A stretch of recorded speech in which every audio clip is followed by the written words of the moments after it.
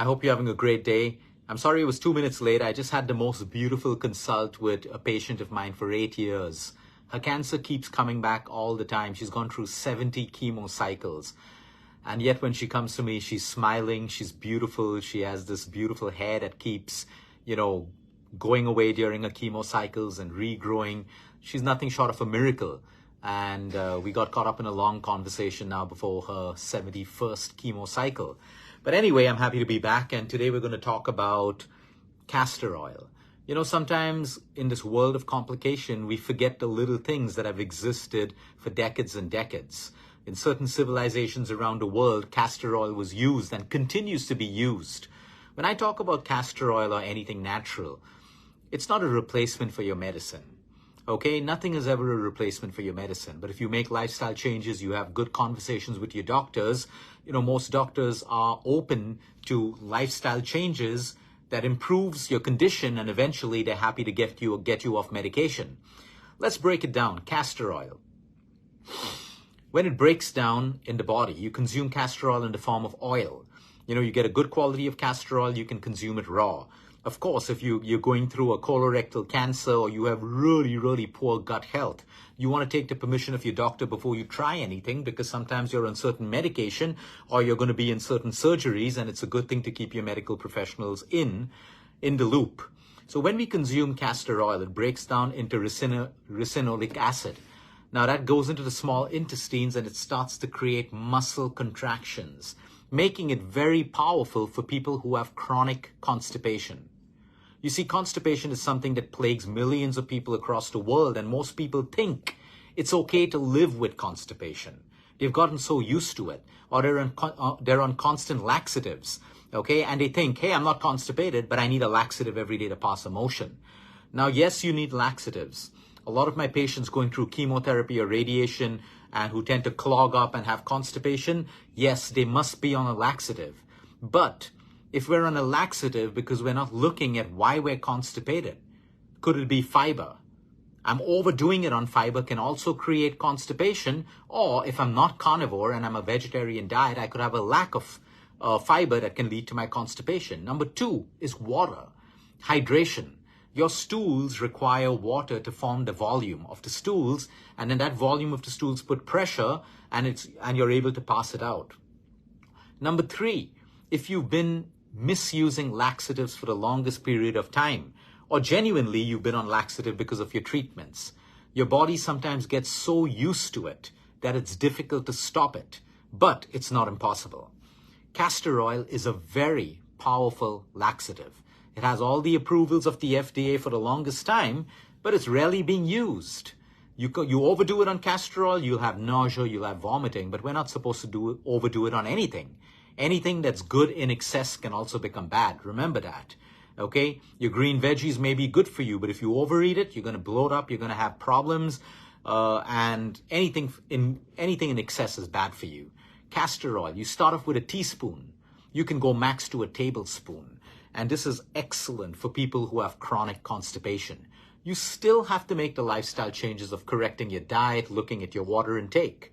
But it is very, very powerful for cleaning out the system, that even doctors use it. Before your colonoscopy, to clean out your bowels completely, you're given castor oil. Many doctors give their patients castor oil to clean it out completely.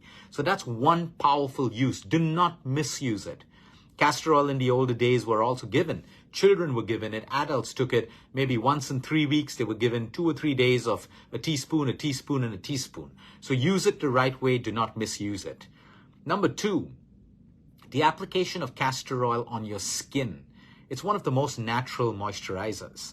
You mix castor oil with a little bit of olive oil or coconut oil, whichever oil suits you. Don't listen to me and just blindly do it. Because if you have very oily skin, like I have very oily skin, so I have to be very careful about the kind of oils that I put on my skin. So you still want to take expertise from experts, but discuss castor oil with them. It is highly moisturizing, and that's why some patients, kids, adults with eczema, psoriasis, castor oil really suits them when it's mixed with an oil like sesame oil or coconut oil. Again, do a patch test and make sure you're doing it the right way. 3rd, and this is what I really love because it's been part of our civilization in India and many civilizations across the world, the external use of castor oil in your navel. your belly button region. Warm up castor oil. You want to make sure that you touch it because you don't want to put boiling hot oil on your navel. Slightly warmed castor oil for your babies, for you, because this is non-invasive. You're using it on your skin. You put a few drops in your navel and then you slowly massage your navel. You don't press it, you massage it and the perimeter around your navel.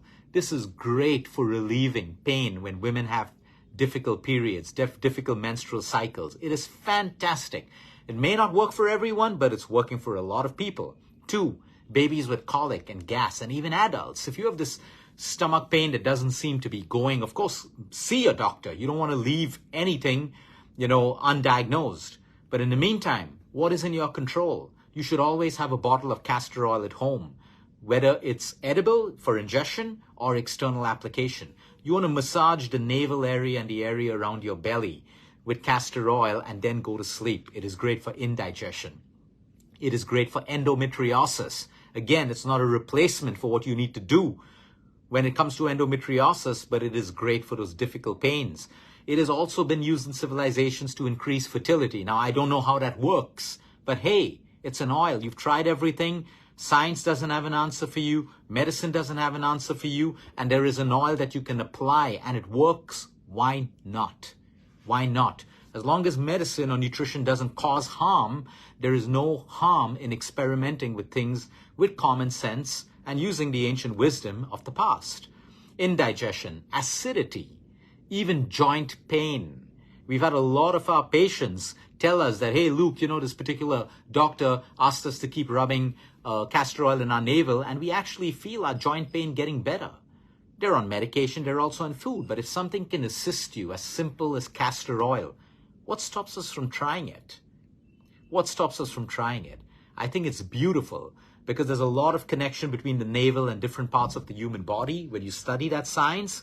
And the second thing is, remember, if you're putting castor oil on your navel and your belly, you may just want to put a piece of cloth or a towel over it so it doesn't stain your clothes. And that's why in many, many health retreats across the world, they use warm castor oil packs for body pain, joint pain, injury, and even your navel area. In fact, castor oil is even used for wounds. When you have skin ulcers or you have wounds, it's mixed with coconut oil and gently applied. But of course, you want to keep your doctor in the loop because if it's an open wound, you want to be careful of infection. This is the beauty of castor oil. And like this, there are so many other therapeutic foods. Always be careful. Just because it's natural doesn't mean it has to be safe. You always want to look at things with science and with a whole load of common sense as well. Have a great day, everyone. Until next time, eat smart, move more, sleep right, breathe deep. And remember, you care is all about you. So if you have difficult period cycles, you have indigestion, unexplained, some cramps, stomach cramping, try it. Just try it and see if it works for you, great.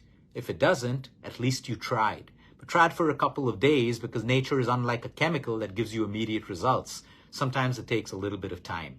Have a great day, everyone.